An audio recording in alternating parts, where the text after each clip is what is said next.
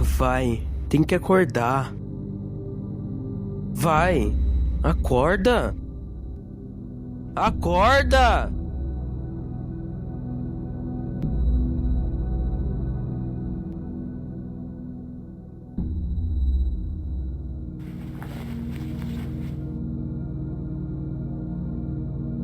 Bom dia. Acordamos de maneira natural, como uma garota. Dentro de seu quarto, a gente olha em volta e percebemos que ela é relativamente organizada, de uma maneira ou de outra. Olhando na sua escrivania, a gente vê um livro de estudos de anatomia e mais alguns estudos sobre o corpo humano e biologia, e um resumo sobre o assunto em geral, revelando que ela provavelmente estuda e quer cursar medicina, biologia ou algo assim. Mas antes da gente voltar para essa incessante rotina de estudo, a gente precisa ter algum tipo de energia. Então nosso objetivo atual é tomar café da manhã. Antes da gente ir direto pro nosso objetivo, a gente dá uma olhada em volta da casa dessa garota. E investigando esse local, a gente descobre mais algumas coisas, tanto sobre ela e tanto sobre a casa. Olhando a casa, ela é pequena, mas aparentemente confortável. Ela tem várias coisas deixadas de lado, tipo um monte de caixas que não foram abertas e algumas contas acumuladas para pagar. Mas também existem algumas coisas que dão conforto para essa garota, como quadros, pinturas, retratos. Também tem uma janela que leva em direção aos vizinhos. Interagindo com ela, a gente percebe que ela não fala muito com os vizinhos e não parece conhecer eles muito bem. Uma coisa que a gente também percebe interagindo e investigando com a casa é que essa garota é um tanto seca e direto ao ponto, já que ela não dá umas descrições muito pessoais sobre os objetos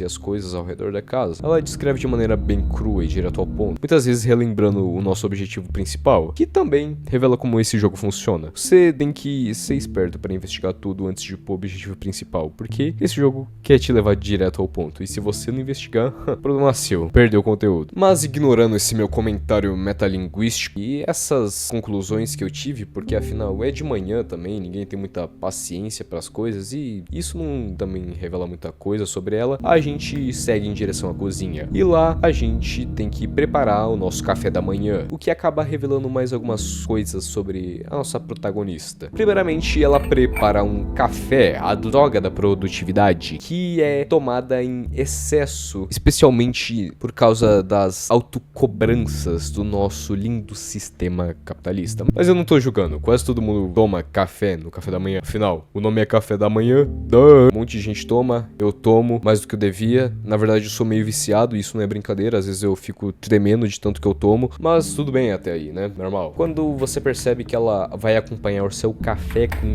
bacon e ovos. Café com bacon e ó, só uma estadunidense pra meter uma loucura dessa. Mas tá bom, eu tô exagerando pra fim de humor, porque afinal de contas eu já tomei café enquanto eu comia arroz e feijão, então tipo, quem que sou eu pra falar alguma coisa? Mas, tomando nosso café da manhã, agora a gente tem que lavar a louça. Mas, indo em direção à pia, a gente nota uma louça estranha, uma tesoura que a gente nunca viu antes, e por algum motivo ela parece estar ensanguentada. Por mais estranho que pareça, talvez a gente só nunca deu muito atenção a essa tesoura e, sei lá, no sonambulismo às vezes a gente foi fazer um lanchinho da madrugada, se cortou com a tesoura, ou sueque ketchup talvez, mas nada demais, né? A gente lava essa tesoura e a garota protagonista da nossa história só acaba deixando a louça pra depois. Agora voltando pra... Pera aí, onde caralhos que a gente tá? A gente se depara em um corredor que a gente nunca viu antes, e no final dele tem um calendário que tá escrito uma seta levando em direção à esquerda. E prosseguindo para essa direção, a gente entra numa sala esquisitíssima, cheia de livros e calendários rabiscados por todo lado, no chão,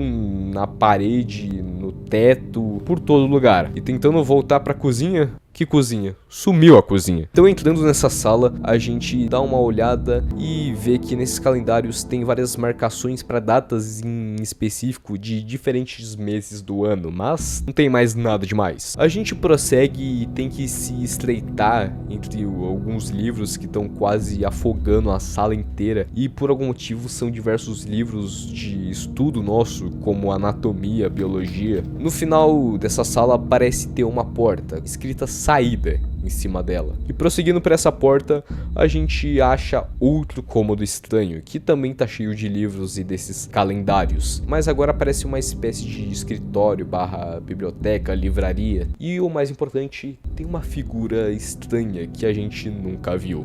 E você? Os livros? Tenha cuidado.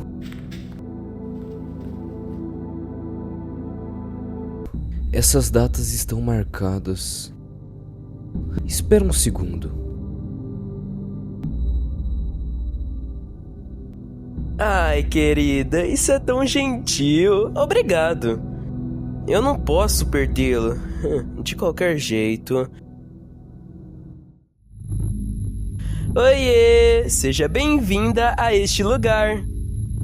O que é esse lugar? Onde eu estou?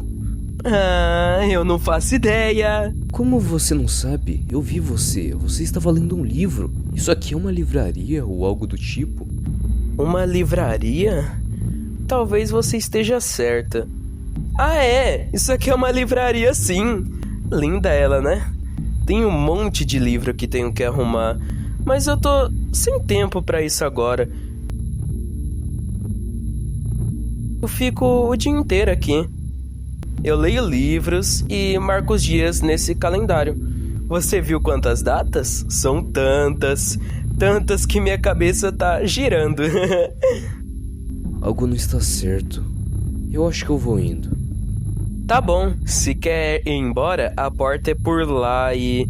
Peraí, você já quer ir embora? Por quê? Por quê? Eu quero ir pra casa. Ir para casa? Você disse casa? E esperando por respostas das nossas dúvidas, a gente só criou mais dúvidas. Tipo, por que tem um monte de cômodo estranho surgindo do nada? Por que eles estão cheios desses livros e calendários? Por que tem esse cara aqui? Por que ele trabalha com isso? Por que na nossa casa? Estranhamente, esse cara se diz que não sabe muito sobre esses lugares e o que tá rolando. Tentando falar um pouco mais com ele, a gente também não consegue resposta pra sequer uma dúvida nossa. Então, sem mais opção do que fazer, a gente apenas prossegue. E do nada, a gente aparece na nossa casa novamente. A protagonista naturalmente se questiona o que foi tudo isso, né? Porque isso não é comum de se ocorrer no dia a dia. Mas com uma surpreendente apatia, o próximo pensamento dela é só... quero tomar uma ducha. Normalmente você pensa em marcar um psicólogo, tomar um antipsicótico, ou pelo menos passar sal em volta da sua casa. Mas tudo bem, né? Tipo, uma ducha faz bem pra ela, então não vamos julgar. E indo em direção ao banheiro, ele tá trancado. Ok, investigando pela casa pra encontrar a chave do banheiro, a gente encontra ele dentro de um dos nossos livros de estudo. Eu coloquei aqui pra me ajudar a focar em estudar. Eu sempre faço isso quando tem uma prova importante. Isso me deu um pouco de medo, porque aparentemente a estratégia é não poder ir no banheiro até chegar na página que tá a chave. Bizarro.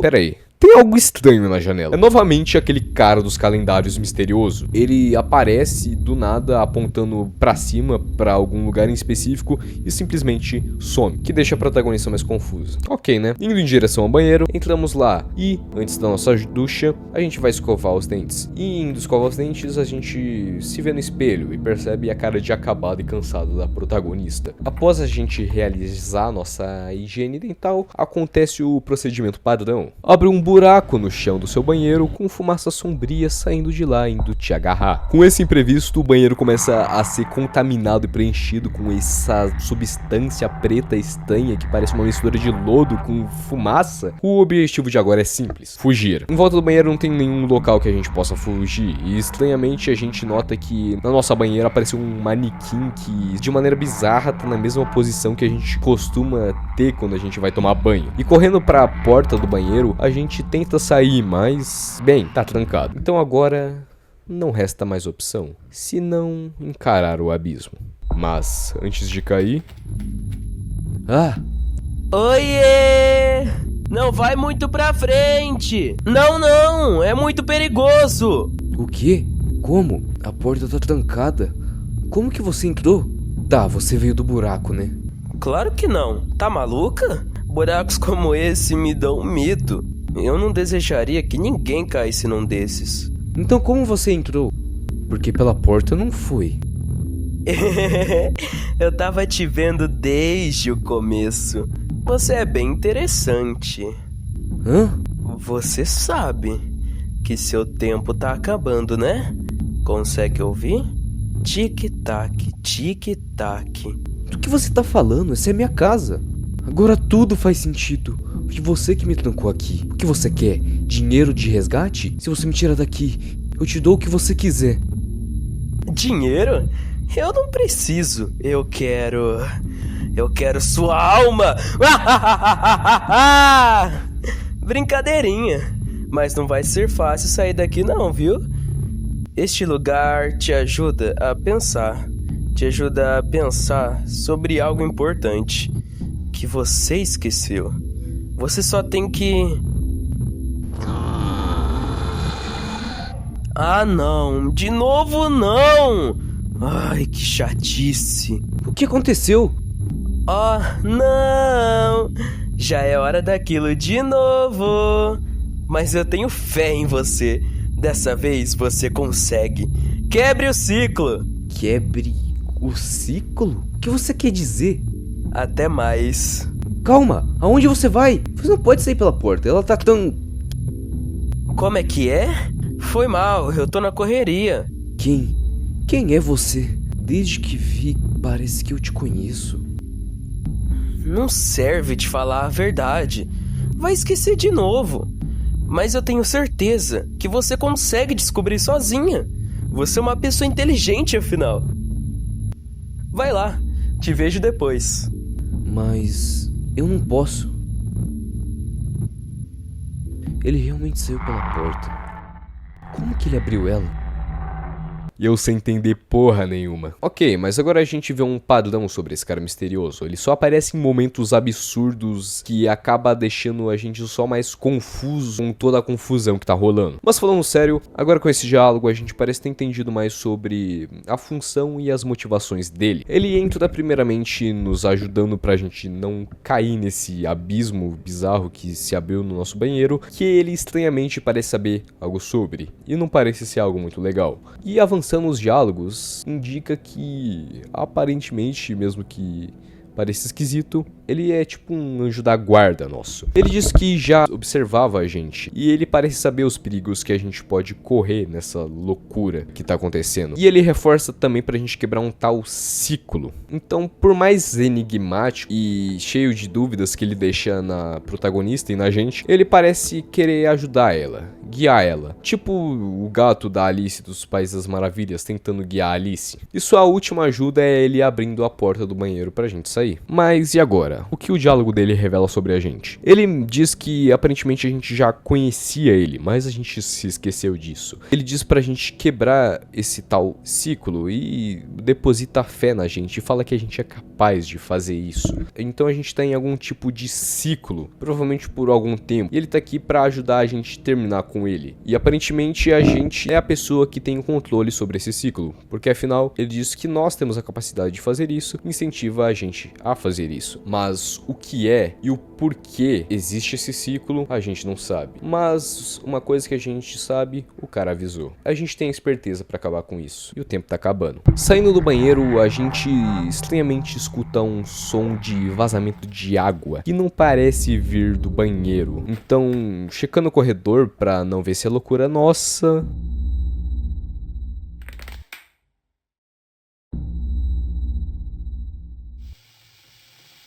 Água!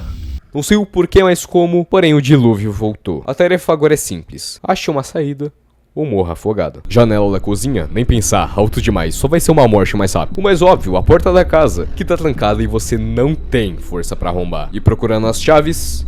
que chaves mesmo? As chaves sumiram. A janela do seu quarto? Bom, você não tem nem forças pra abrir, então não precisa nem falar o porquê não é uma boa ideia. Porém, talvez tenha uma última saída. O seu sótão. Talvez não é o ideal, mas já dá uma ajuda. Então, procurando pela casa algo que possa nos ajudar a abrir ele, a gente acha no armário de nosso quarto um objeto que parece ser uma ferramenta bem conveniente para abrir sótãos. Então, abrindo o sótão, se revela uma escadaria para a gente ir em direção a ele. E dentro do sótão, parece que era melhor não ter entrado. Olhando em volta, tem várias escotilhas iguais à nossa. E o pior, várias pessoas exatamente iguais a gente saindo dessa escotilha, só que mortas. E bom, não tem mais volta. Então, só resta seguir em frente. Onde estão todos os meus livros e caixas? E por que tem mais escotilha? Este lugar não parece meu sótão.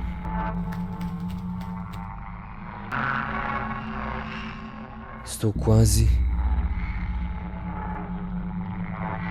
Não.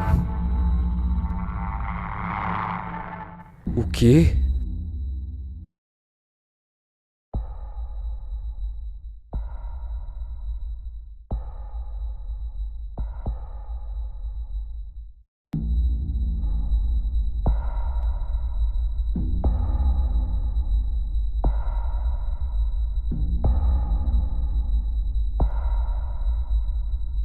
Caralho! Me deixa em paz! Tá me machucando! Preciso me livrar! Ah, não! Eu não consigo! Não! Não! Por favor, me deixe em paz! Ajuda! Não!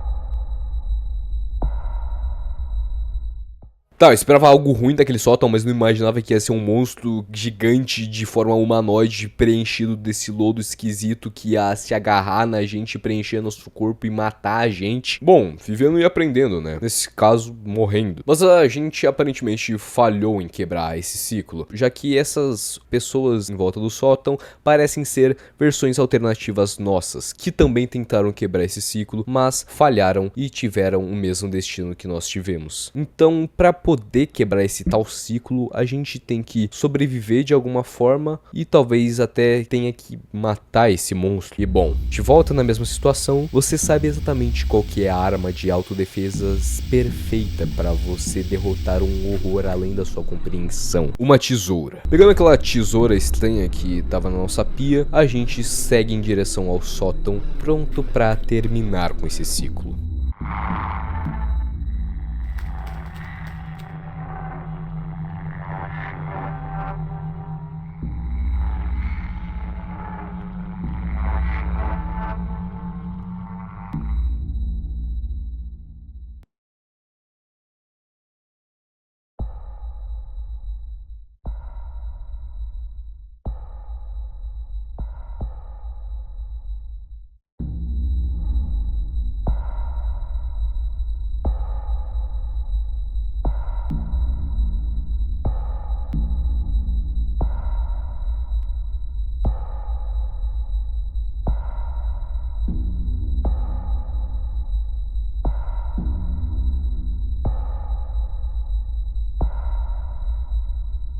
Ah, é! As tesouras! Por sorte ainda tenho elas comigo.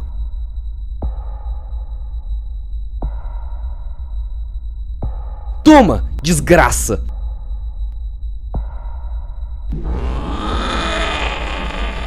Agora posso fugir. Por ali. Eu consigo.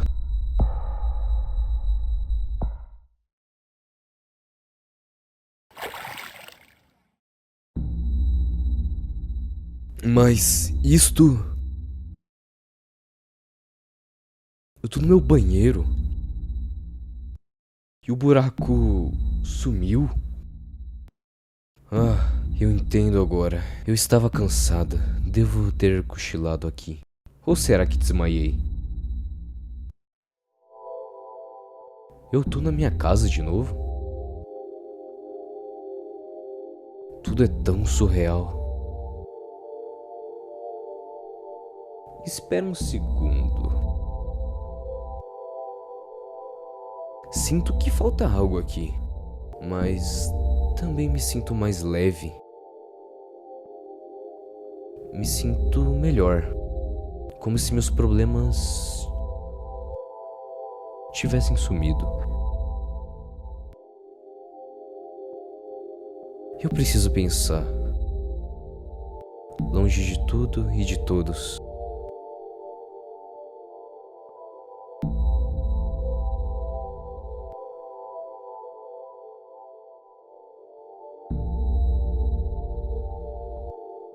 E chegamos ao fim. Bom, esse jogo pra mim foi bem divertido, apesar de bem curto e simples. A mensagem dele não é muito difícil de se entender, porém, se você não entendeu muito bem, porque talvez, sei lá, você se perdeu nesse bagulho de dimensões e o que caralho significava, o que era, o que poderia ser esse monstro gigante, essas coisas bizarras acontecendo na nossa casa, esse cara misterioso, fica tranquilo que eu vou tentar explicar a minha interpretação, que acredito que seja a verdadeira mensagem do jogo. Bom, pra entender o que foi tudo isso, a gente tem que pensar que realmente foi tudo criação da mente da protagonista. Não que aparentemente foi tudo um sonho. Talvez tenha até sido mesmo, eu não posso negar. Mas acredito que foram coisas que ela realmente viveu. Mas a gente não tem que interpretar tudo isso de maneira literal. Acho que uma frase que é tipo um ditado que serve bem pra explicar esse jogo é que o seu quarto é um reflexo da sua mente. Nesse caso eu acho que serve também pro seu lar, pra sua casa. Especificamente se você tem uma casa própria e mora sozinho. E aqui é exatamente a mesma coisa. A casa é uma representação dela, do estado mental dela. É confortável, organizada, mas pro básico, pra ela manter essa rotina incessante de produtividade dela. Porque olhando ao redor da casa, a gente vê diversas encomendas não abertas, que talvez sejam até coisas pessoais, que ela gosta, que ela quis comprar, mas que ela não teve tempo pra realizar, ou não se deu tempo pra fazer isso. E também essas diversas contas pra pagar e a frieza de como ela descreve tudo em volta da casa dela. Não parece ter muita paixão envolvida. Tudo bem cru, é bem raso, é bem morto. Como ela vê o mundo, é tudo em tons acinzentados, tons de cores mais mortos mesmo, sem muita energia. Isso muda bem no final positivo do jogo, onde ela supera, onde os tons de cores mudam. Isso porque o grande vilão principal, esse grande monstro do tempo, é no fim ela mesma. O vilão, o herói, as coisas estranhas são tudo ela. No caso, coisas da mente dela. O jogo é um reflexo do estado mental atual da protagonista. Tudo remete à produtividade na casa dela porque ela vive uma autoexigência extrema. Algo que é bem comum atualmente na sociedade. Ainda mais que a gente vive no capitalismo que é cobrado excessivamente essa produtividade. Se você não está sendo produtivo, então você só está gastando o seu tempo. Algo que é muito produzido artificialmente para ser induzido nas pessoas a ser produtivo o tempo todo. É um problema que muita gente tem atualmente. Você não consegue enxergar uma vida, se sentir bem se você não está sendo produtivo. Tudo isso que está acontecendo, essas coisas bizarras, é o acúmulo de estresse que ela sofre. Tudo é uma reflexão dos problemas dela e dessa autocobrança. Esse grande monstro que ela enfrenta é a ansiedade que cresce nela sobre toda essa cobrança que ela produz nela própria, que é irrealista, que atrapalha mais do que ajuda, não deixando um espaço para ela viver. E o cara misterioso seria tipo a nossa consciência. Ele seria a nossa voz da esperança para continuar em frente, aquela vozinha que fala: pô, relaxa, vai dar tudo certo, não se preocupa muito, tira um tempo para si, não se cobra tanto, não vai te ajudar em nada, apenas relaxe. E quando você termina o jogo, ainda tem um modo de explorar que basicamente deixa bem explícito que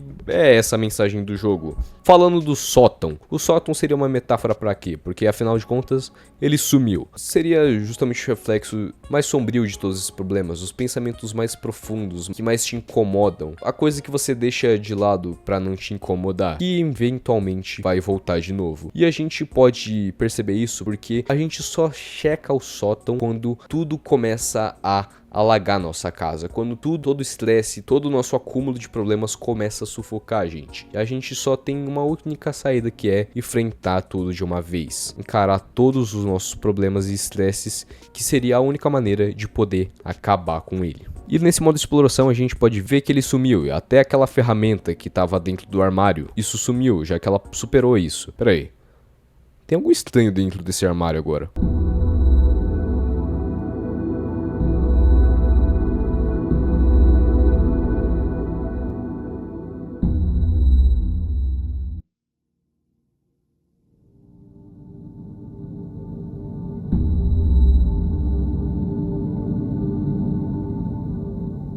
Então tá bom, né? E você também repara agora que a casa dela e como ela vê o mundo é bem mais vívido. As paletas de cores são bem mais coloridas e cheias de vida e energia. E como ela descreve as coisas agora, parece bem mais apaixonado, bem alegre e positivo. E sobre esse negócio de tudo ser um reflexo da mente dela, todos esses personagens que a gente encontrou, tudo fica mais explícito quando a gente vê esses calendários por aí, interagindo com deles, a gente vê esse diálogo que ela diz que no fim das contas, aquele cara misterioso que ajudou ela, era parte dela, era ela, a consciência dela. Agora, com tudo superado, com tudo resolvido, nossa protagonista tá pronta pra encarar novos desafios, pra agora realmente viver a vida.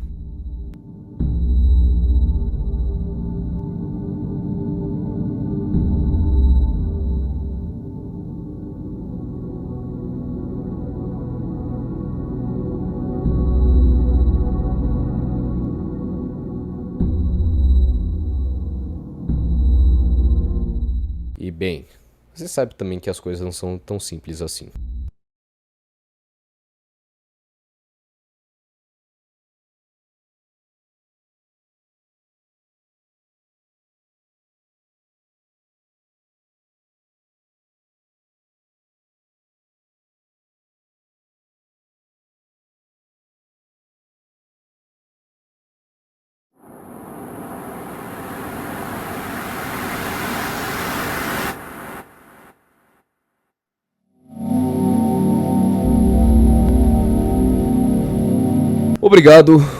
Obrigado pra quem veio até aqui, e esse foi Looking Up, I See Only a Sailing. Ou traduzindo, olhando pra cima, eu apenas vejo uma cela. Foi um jogo simples, interessante, que deu pra refletir um pouco sobre essas autocobranças que a gente tem aí por aí na vida. E que, claro, com esse final, deixo explícito que isso aqui é a parte 1 de 2 vídeos que vão sair, já que esse jogo tem uma DLC que eu comprei e zerei e eu gostei bastante e eu vou trazer aqui.